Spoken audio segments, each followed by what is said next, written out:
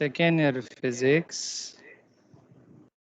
Past paper के MCQs कर रहा हूँ, चैप्टर नंबर 11 के।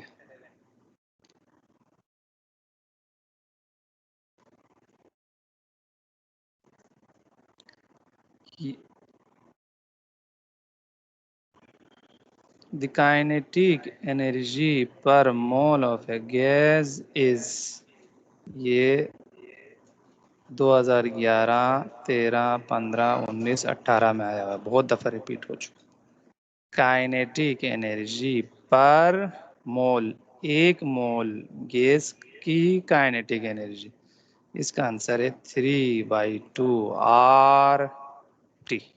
अब यहाँ पे एक पॉइंट याद रखें, एक मोल गैस की एनर्जी पूछे तो 3/2 RT आएगा, और सिर्फ एक मॉलिक्यूल की काइनेटिक एनर्जी पूछे तो 3/2 KT आएगा। तो 1 मोल के लिए इक्वेशन में R आएगा, एक मॉलिक्यूल के लिए इक्वेशन में K आएगा, ये याद रखें। अब नेक्स्ट क्वेश्चन देखते हैं। 50 centigrade on Fahrenheit scale is equals to, ये यूनिट कन्वर्जन है, टेम्परेचर को सेंटीग्रेड में दिया हुआ है, फ़ारेनहाइट में आपसे पूछा है। ये वाले क्वेश्चंस भी यूनिट कन्वर्जन वाले भी बहुत दफ़ा आते हैं। तो इसके लिए आपको पता है हमारे पास जो इक्वेशन है वो ये है, यहाँ पर आप सेंटीग्रेड वाली वैल्यू पुट करेंगे तो यहाँ से आपको फ़ारेनहाइट मिल जाएगा। अब यहाँ पे बोला है 50 डिग्री सेंटीग्रेड, तो 50 को सेंटीग्रेड की जगह पुट कर दो, कैलकुलेट करो तो आंसर आएगा 122।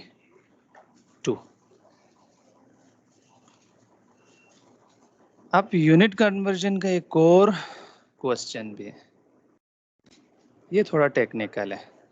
देखें लिखा हुआ है absolute zero corresponds to this temperature on Fahrenheit scale, यानी आपको अगेन टेम्परेचर फाइंड करना है फ़ारेनहाइट में। तो ऊपर हमने कहा ये वाला इक्वेशन यूज़ कर सकते हैं, यहाँ पे आप सेंटीग्रेड में पुट कर दे तो फ़ारेनहाइट में आ जाएगा। जो गिवन है यहाँ पे पुट करना है। अब क्या गिवन है, इसने लिखा हुआ है एब्सोल्यूट ज़ीरो, तो एक तो पता चल गई कि टेम्परेचर है 0, लेकिन क्या 0, एब्सोल्यूट ज़ीरो। एब्सोल्यूट ज़ीरो का मतलब आसान कर देता हूँ, जब भी सवाल में एब्सोल्यूट बोले इसका मतलब है टेम्परेचर केल्विन में गिवन है।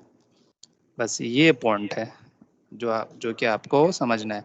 सेंटीग्रेड में गिवन नहीं है, किस में गिवन है बेटा, केल्विन। एब्सोल्यूट का मतलब केल्विन, तो पहले केल्विन को सेंटीग्रेड में कन्वर्ट करो, उसके लिए हम ये वाला इक्वेशन यूज करेंगे। केल्विन को -273 पॉइंट, एग्जैक्ट वैल्यू है 0.15 से माइनस करो तो सेंटीग्रेड में आएगा। तो 0 केल्विन है तो यहाँ पे 0 पुट कर दिया तो आंसर आएगा -273.15 सेंटीग्रेड। अब आप इसको इसमें पुट कर दें तो इस सवाल में एक स्टेप ज़्यादा है, यानी डायरेक्ट सेंटीग्रेड में नहीं गिवन है, केल्विन में गिवन है। एब्सोल्यूट का मतलब केल्विन में, तो इसमें पुट कर दें तो सेंटीग्रेड में आएगा, फिर सेंटीग्रेड को आप इसमें पुट कर दें तो आंसर आपको मिल जाएगा। अब अगर आप ऐसा करेंगे तो यहाँ पर वैल्यू आ जाएगी -460 फ़ारेनहाइट। तो ये दो इक्वेशन आप जहन में रख लें। आगे बढ़ते हैं। Heat can not be measured in, ये 3 सालों में आया हुआ। हीट को किस में मेजर नहीं कर सकते, अगर आप देख लें केल्विन है। क्यों, अभी हमने कहा कि केल्विन का मतलब टेम्परेचर का यूनिट है, केल्विन है टेम्परेचर का यूनिट। हीट एनर्जी है तो ये एनर्जी का यूनिट नहीं है। आगे बढ़ते हैं। The sum of all energies of molecules is called, एक मॉलिक्यूल है, इसका जो टोटल एनर्जी है उसको क्या कहते हैं? इस मॉलिक्यूल में काइनेटिक एनर्जी होता है और पोटेंशियल एनर्जी होता है। काइनेटिक एनर्जी, पोटेंशियल एनर्जी हो जाएगा sum of all energy of molecule, इसको हम कहते हैं इंटरनल एनर्जी। इसका नाम है बेटा इंटरनल एनर्जी।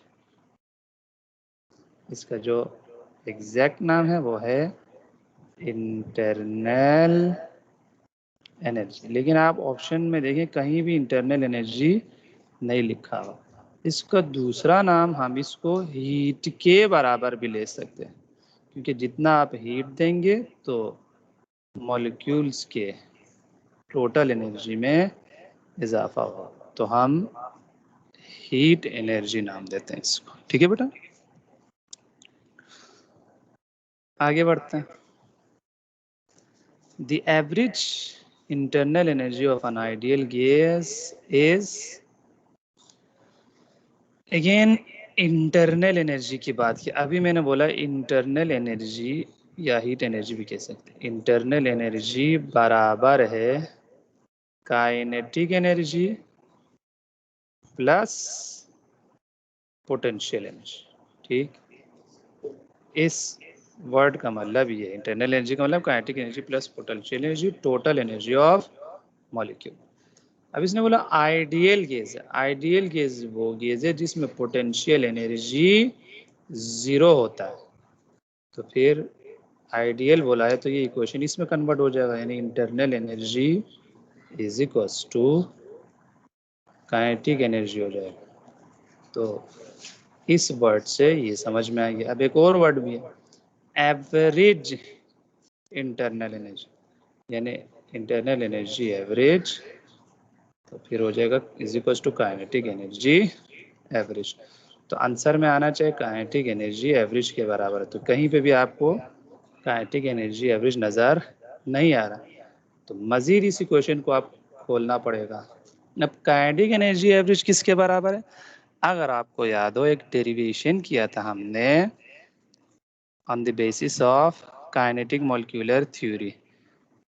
उस डेरिवेशन में ये रिजल्ट आया था कि जो average kinetic energy of molecule है वो 3/2 kT के बराबर है। अब के बोल्ट्जमैन कांस्टेंट है, 3/2 भी कांस्टेंट है, यानी यूं कह सकते हैं टेम्परेचर से डायरेक्टली प्रोपोर्शनल। तो हम यूं कह सकते हैं एवरेज इंटरनल एनर्जी, फिर लेफ्ट साइड देखो, average internal energy directly proportional है टेम्परेचर की, यानी ये आपको टेम्परेचर देगा। तो average internal energy of an ideal gas is called temperature according to this equation. The area of enclosed by PV diagram of a Carnot cycle represents useful work. इसको आसान अल्फाज में अगर हमें समझना हो तो ग्राफ को छोड़ दो, आप इक्वेशन देख लो। आपको पता है वर्क होता है P इंटू V या delta P into delta V। Gas के लिए हमने प्रूफ किया था कि वर्क का इक्वेशन ये होता है। तो P इंटू V आपको क्या देगा? देखो PV diagram, P into V आपको देगा बेटा वर्क। ये हो गया लास्ट क्वेश्चंस चैप्टर नंबर 11 के पास पेपर्स के एमसीक्यूज हम कर रहे थे। नेक्स्ट टाइम हम मज़ीद एमसीक्यूज करेंगे इस चैप्टर के।